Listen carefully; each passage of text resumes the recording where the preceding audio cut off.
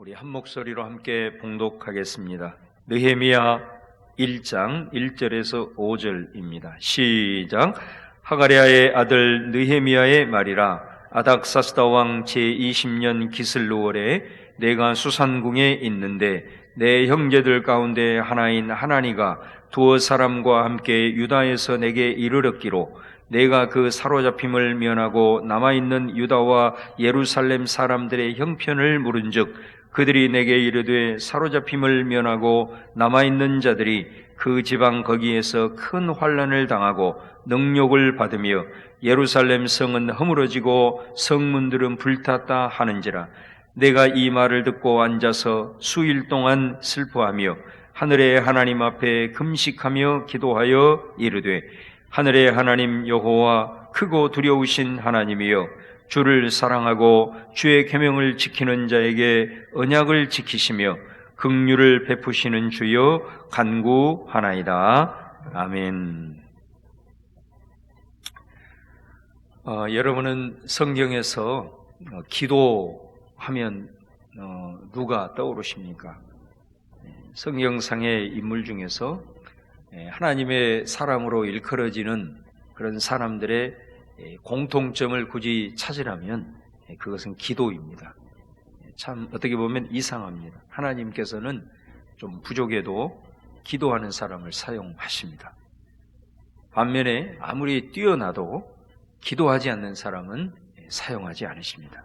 만약에 하나님이 그의 가지고 있는 재능과 은사와 능력을 사용해야 한다면 하나님은 어떤 연단을 통해서든 기도를 시키시고 또 기도의 사람으로 변화시킨 후에 하나님의 뜻에 하나님 나라를 위해 사용하는 것을 볼 수 있습니다.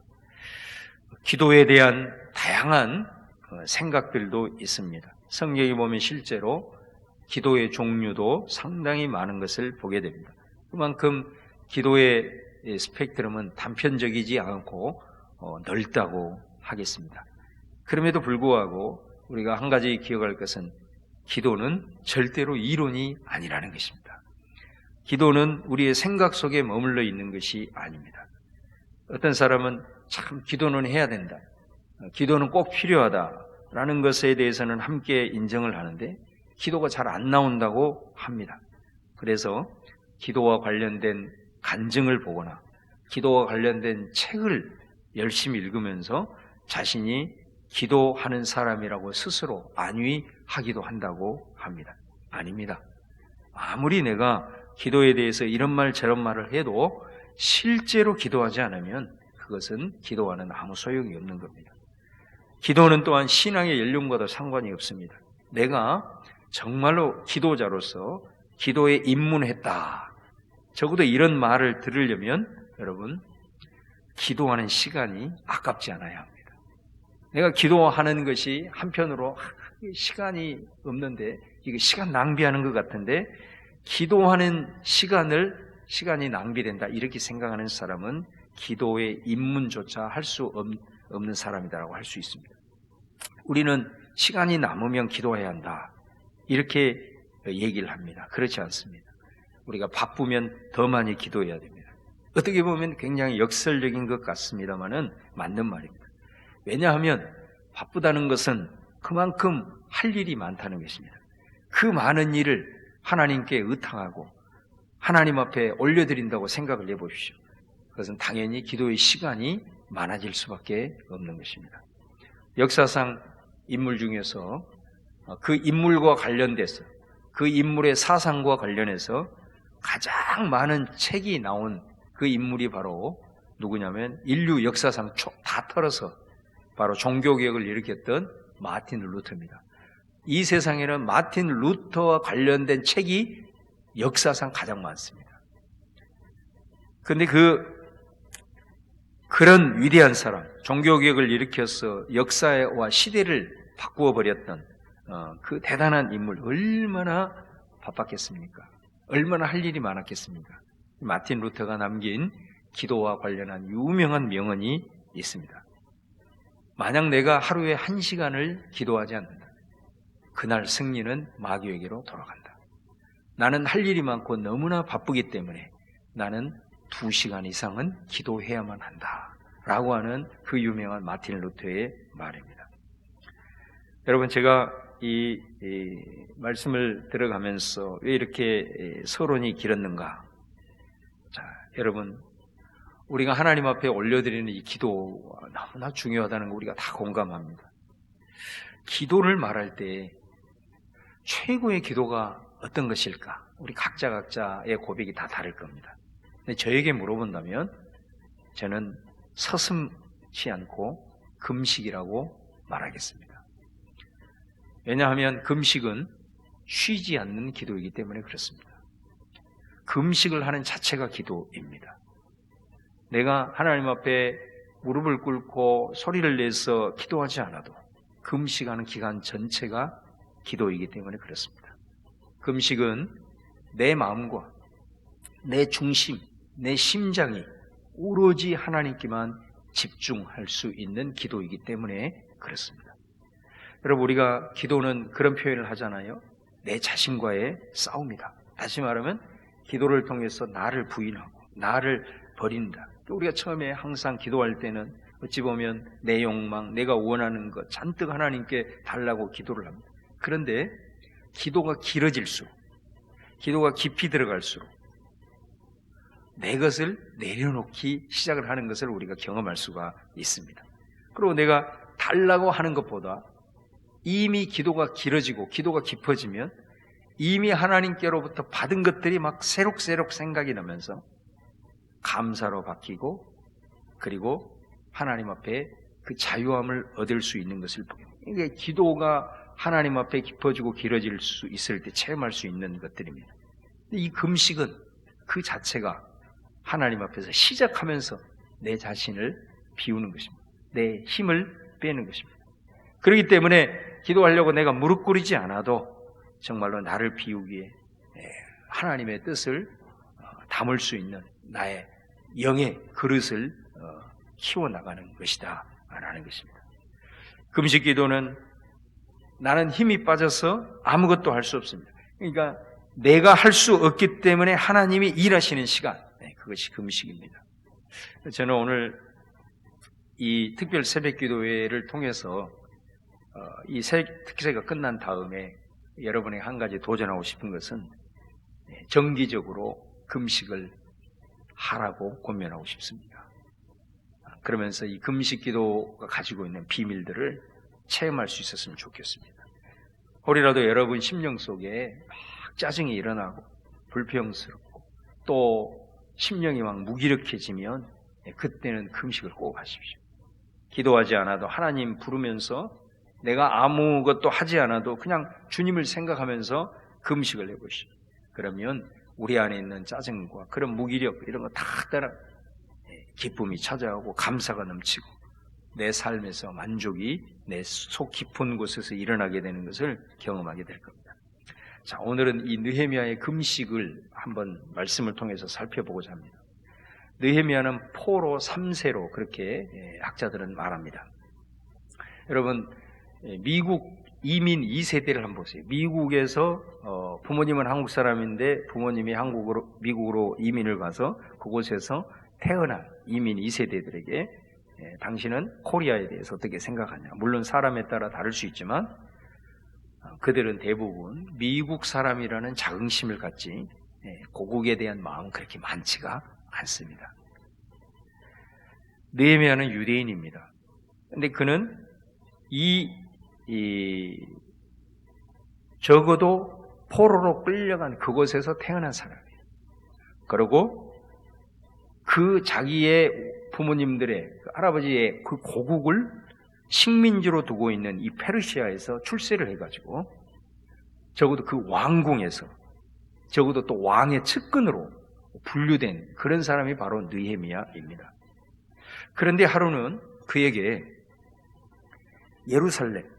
예루살렘에 큰 환란이 당했다는 그런 소식을 그가 듣게 됩니다. 근데 그때의 이 느헤미야의 반응이 어땠느냐? 오늘 우리가 봉독했던 4절에 보면은 내가 이 말을 듣고 앉아서 울고 수일 동안 슬퍼하며 하늘의 하나님께 금식하며 기도했다. 이렇게 말씀하고 있습니다. 유명한 콜ум비아 신학교의 스티븐 옥포드, 리더십을 전공한 교수가 이런 유명한 말을 남겼죠.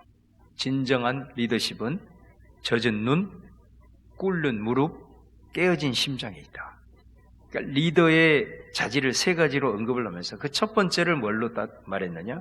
그의 눈가가 젖어 있는 사람이 리더라는 것입니다. 눈물을 흘릴 줄 아는 지도자. 왜요? 눈가가 젖어 있다는 것은 공감의 능력을 말하는 거죠. 상대방의 마음을 함께 느낄 수가 있다는 겁니다. 이런 사람이 다른 사람의 마음을 얻기에 그가 리더다. 지도자는 유능해야 됩니다. 그러나 진짜로 사람들에게 영향력을 끼치는 지도자는 어떤 사람입니까? 상대방의 아픔을 함께 공감해 줄 수 있는 사람입니다. 상대방의 기쁨을 함께 공유할 수 있어야 됩니다. 그래서 이 사람이 눈물을 흘린다는 거예요. 다른 사람을 위해서 눈물을 흘릴 수 있다는 것은 그 사람이 가지고 있는 진정성을 또 표현하는 최고 무기라고도 합니다. 느헤미야는 예루살렘에 가본 적도 없습니다.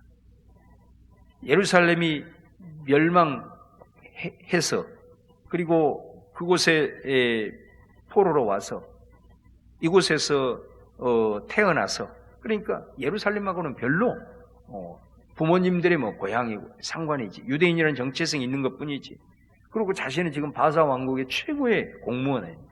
그래서 그 땅이 무너졌다 하더라도 아이고 안 됐네 뭐 이렇게 하고 지나가도 어느 누구도 그를 향하여 사실은 돌을 던질 수 없습니다.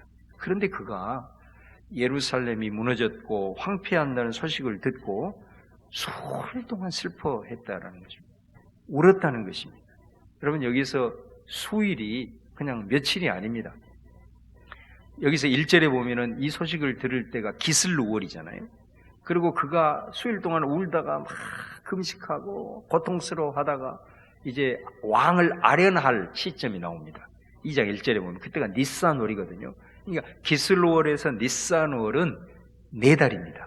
여기서 말하는 수일은 적어도 4달, 최소한 100일 그 기간입니다. 왜 울었을까? 여러분 우리가 슬픈 소식을 접하고 들으면 울죠. 공감하기 때문에 우는 것입니다. 그런데 눈물이라고 하는 것은 길어보았자 며칠입니다. 우리가 부모님 돌아가셔도 처음에는 막 그렇게 통곡하면서 울어도 그 울음이 그렇게 오래 가지를 않습니다. 근데 3, 4개월 동안 계속해서 슬피 울면서 눈물 짓습니다. 왜 이렇게 오랫동안 울까요? 아마 그거는 예루살렘이 단순히 불쌍해서가 아니에요. 불쌍하다면 며칠이면 끝나는 겁니다. 그 속에는 예루살렘을 향한 사랑이 있는 겁니다. 비록 포로 3세대여도 그 예루살렘의 무너짐 속에서 사랑하기 때문에 내가 저 무너짐 속에서 뭔가를 해줘야 되는데 아무것도 자신은 해줄 것이 없습니다. 무능한 것입니다. 내가 예루살렘의 무너짐을 일으키기 위해서 할 수 있는 게 아무것도 없을 자신의 무능함에 대한 한탄이 끊임없이 그로 하여금 울게 했을 수도 있고 자괴감일 수도 있고 억울함일 수도 있고 그래서 계속해서 이 슬픔이 이어지게 된 것이죠. 자, 그런데 여러분 여기는 반전이 있습니다. 단순히 그는 수일 동안 슬퍼하고만 있지 않았다는 것입니다. 한편으로는 슬퍼했습니다. 이게 인간의 자연적인 반응입니다. 슬픈 일을 겪으면 슬퍼하는 것입니다. 근데 그 문제가 끝났다면 모르는데 상태가 계속 지속이 되지만 자신이 어떤 것도 할 수 없다고 한다면 슬픔은 막 이제 한이 되고 이렇게 되겠죠. 근데 오늘 말씀은 울고 수일 동안 슬퍼하며 하늘의 하나님 앞에 금식하며 기도했다. 슬퍼하면서 단순히 슬픔으로 끝나는 것이 아니라 자기 자신이 그 일에 대해서 슬퍼하면서 할 수 없는 자신의 연약함 앞에 좌절하는 것이 아니라 여기서 이 느헤미야는 하나님 앞에 금식했다라는 것입니다. 불가능하지만 이 하나님께서 당신의 역사를 이루실 것에 대한 기대가 없다면 절대로 금식하지 않았을 겁니다. 기도하지 않았을 겁니다. 저는 이 바로 모습이 우리 그리스도인들이 가지고 있는 일종의 특권이라고 봅니다.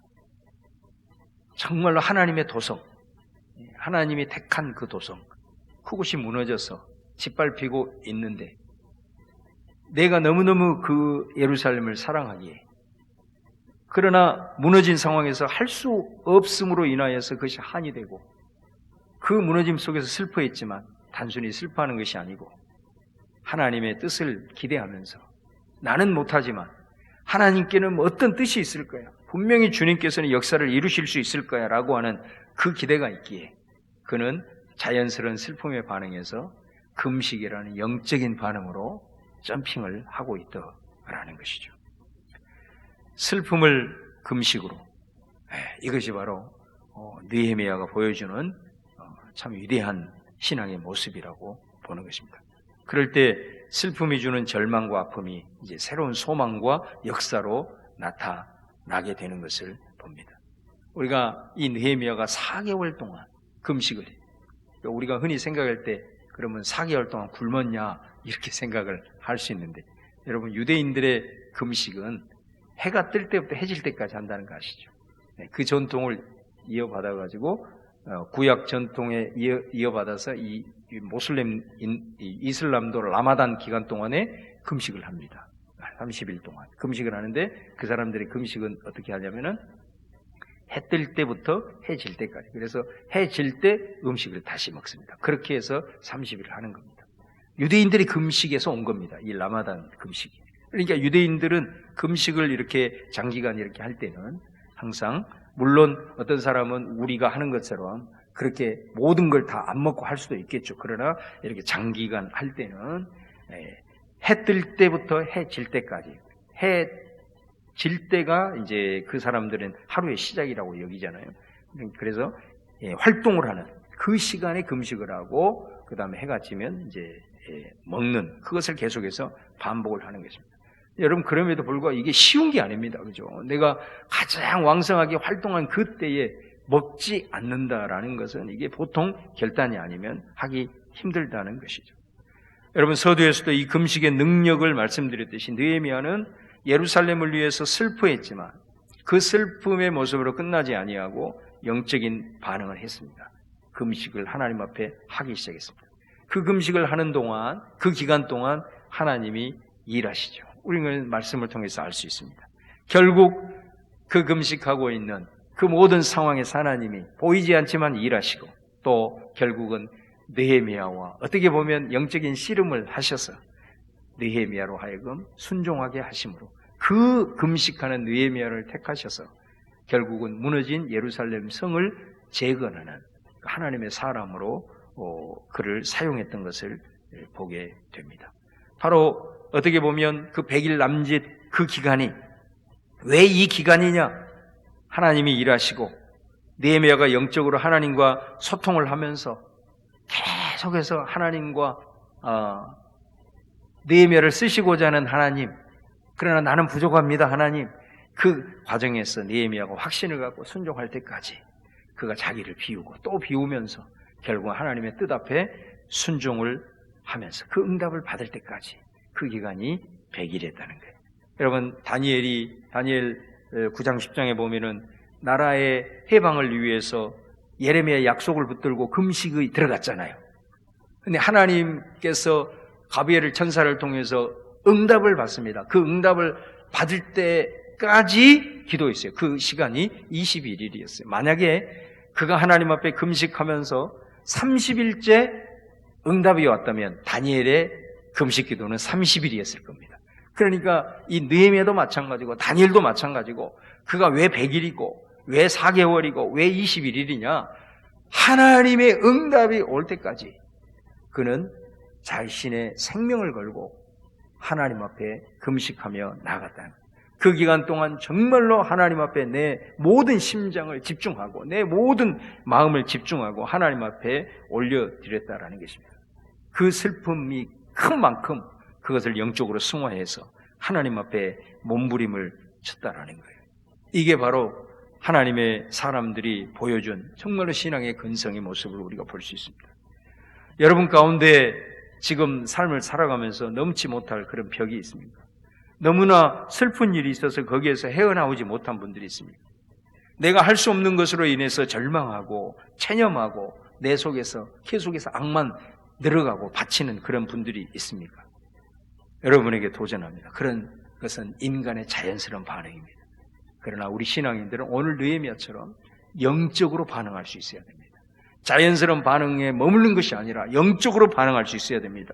바로 그것은 우리 하나님의 살아계심과 하나님의 택한 백성을 버리지 않는다라고 합니다. 절망 속에도 소망을 잉태할 수 있다는 그 주님을 향한 신뢰가 있을 때 우리는 영적인 반응을 할 수 있습니다. 바로 그것 중에 하나가 이 느헤미야의 금식이다라는 것입니다. 유대인들처럼 하십시오.